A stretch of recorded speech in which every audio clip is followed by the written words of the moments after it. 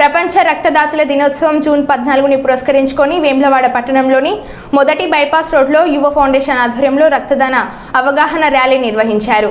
ఈ కార్యక్రమంను ప్రముఖ నేత్ర వైద్య నిపుణులు డాక్టర్ రమణరావు జెండా ఊపి ప్రారంభించారు।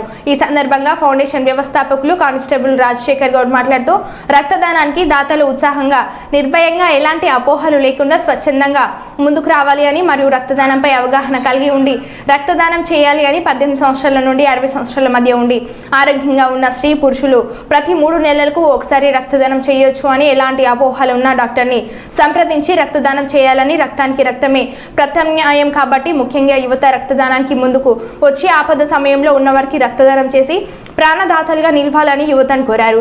అనంతరం ప్రజలకు రక్తదానం మీద అవగాహన కల్పించారు।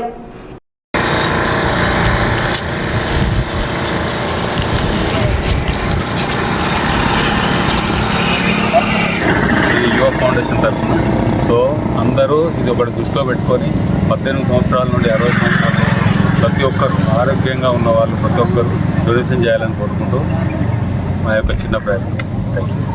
ప్రపంచ రక్తదాతల దినోత్సవం జూన్ 14 సందర్భంగా వేములవాడ పట్టణంలో యువ ఫౌండేషన్ ఆధ్వర్యంలో రక్తదాన అవగాహన ర్యాలీ నిర్వహించడం జరిగింది। దీని ఉద్దేశం ఏంటంటే 18 సంవత్సరాలు నిండిన ప్రతి ఒక్కరూ రక్తదానానికి ముందుకు రావాలని వారిని చైతన్యపరచాలనే ఉద్దేశంతో ఈ కార్యక్రమం నిర్వహించడం జరిగింది। ప్రతి సంవత్సరం బ్లడ్ క్యాంపులు కానీ ర్యాలీలు కానీ నిర్వహించి యువతని రక్తదానం వైపు మళ్లించడానికి మా యొక్క ఈ చిన్ని ప్రయత్నం చేయడం జరుగుతుంది।